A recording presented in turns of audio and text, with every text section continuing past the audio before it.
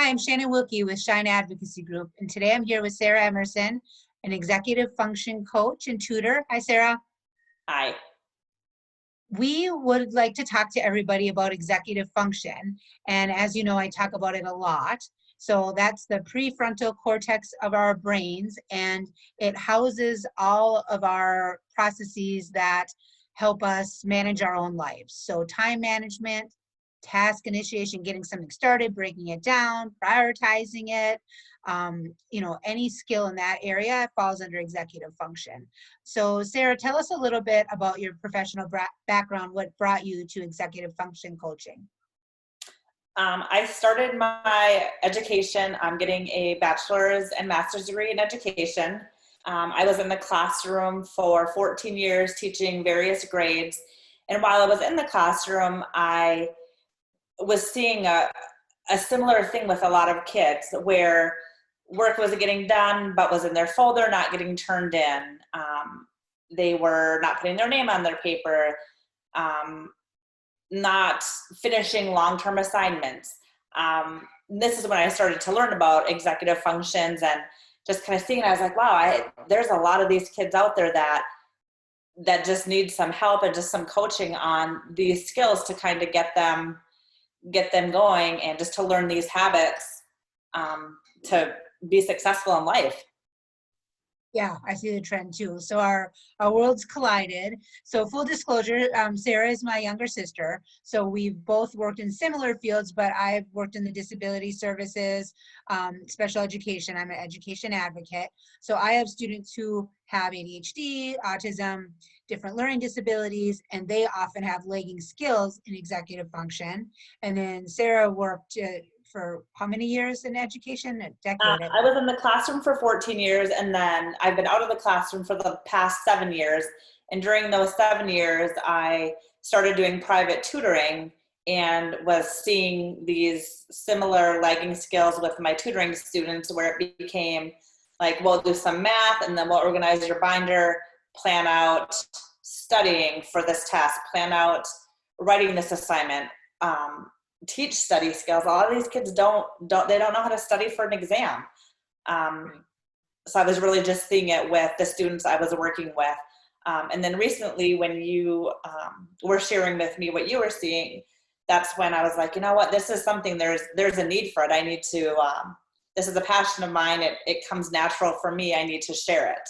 Right. So for the last year, she's been helping Shine Advocacy Group do executive function coaching, and it comes really natural for you. She is very organized and the biggest planner I know. There's a planner on her person at all times, multiple planners possibly.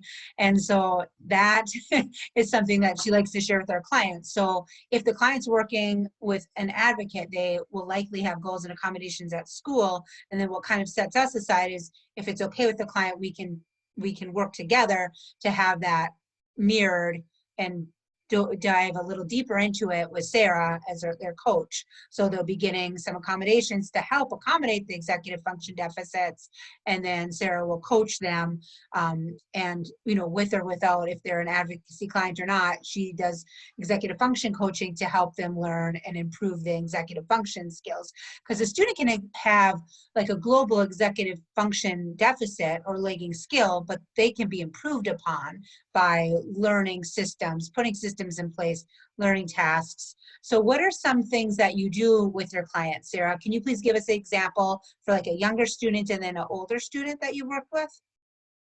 Younger students, a lot, just teaching study skills, going through like a study, if their teacher hands them like a paper that this is all the material on the test, breaking down what they already know so they don't need to restudy it, what they really don't know and they really need to spend time on. Just teaching them studies. I would say younger ones study skills, and then just a lot of writing, breaking down writing assignments, breaking down research projects. And then older ones, a lot right now, just due to the pandemic and just the unique way that a lot of kids are learning right now, helping them go online, look at their platforms, whether it's Canvas, Google Classroom, whatever their school is using, checking in what their grades are, what are their missing assignments, compiling a list, helping them plan it out. When is this work going to get done? A lot of these students are learning asynchronously now, which it's challenging. Oh yeah, sure. To plan out their day. Several kids, I planned out their day. Okay, you know, at this time, this is when you're going to do your math class, and just really teaching them, like, you have to be accountable for yourself if this is the way that you're learning right now. A check-in time with themselves to, again, go back and look at that stuff, see, what did I complete today, but I have not turned in. If you complete the work and don't turn it in, it's not completed as far as the teacher goes.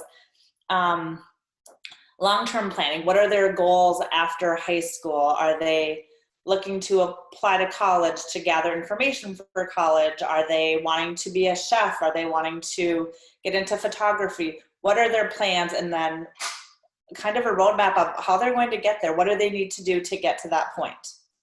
That makes sense. Everyone could use a coach. And I think for executive functions, I think of it as the way to make life easier and to access our own processes that we do for self-management, right? So that makes a lot of sense to me why it's delayed in a lot of students who have ADHD or autism, or even not, just executive function kind of deficits and lagging skills, because it's not really focused on in school these days. I get a lot of calls.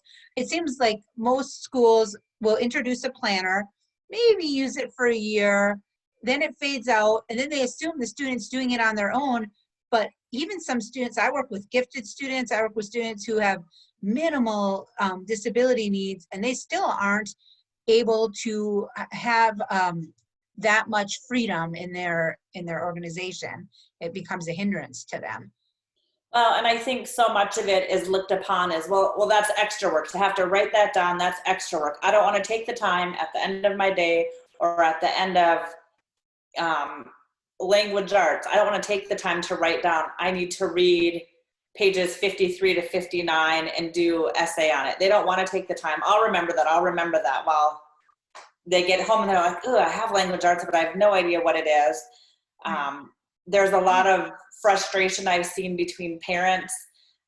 When I get a contact for a new client, I send out, a question like, what are the top 3 things you want from me? What are the top 3 things your child wants? Like, we're going to work together. We're going to create these habits that hopefully you're going to have for the rest of your life. And then kind of where we go from there. But with that, it's just planning, prioritizing. What I was going back to is a lot of parents are feeling the frustration. They're working from home right now while trying to manage their kids' schooling. A lot of high school kids don't want their parents questioning them on if their work is done. A lot of grade school kids don't, in my experience. Yeah, I think just having a professional who understands and does this daily to oversee the process. If the parent is either, like you said, we're all as parents, parenting right now is tougher. If the kid's in online school especially, so just having that extra help, or someone who the student might be more open with. The student might be in defense mode if it's mom or dad. I hear that all the time. Advocates don't do their own students' advocacy very much, and executive function coaches don't do their own students' executive function coaching. For sure. And I always tell my clients, like, I am here to help you.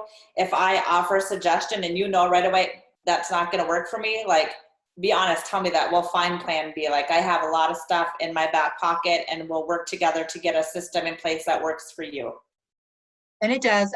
I've seen a lot of clients really shine from the coaching you've done. So thank you so much for talking to us a little bit about my favorite subject in the whole world, executive function coaching. And I'll see you very soon. If you want to reach out to work with Sara, go to shineadvocacy.com. And under the contact us form, just shoot that over and we'll connect you with Sara, and you can find out if executive function coaching is a good fit for you or your child. Thank you. Take care.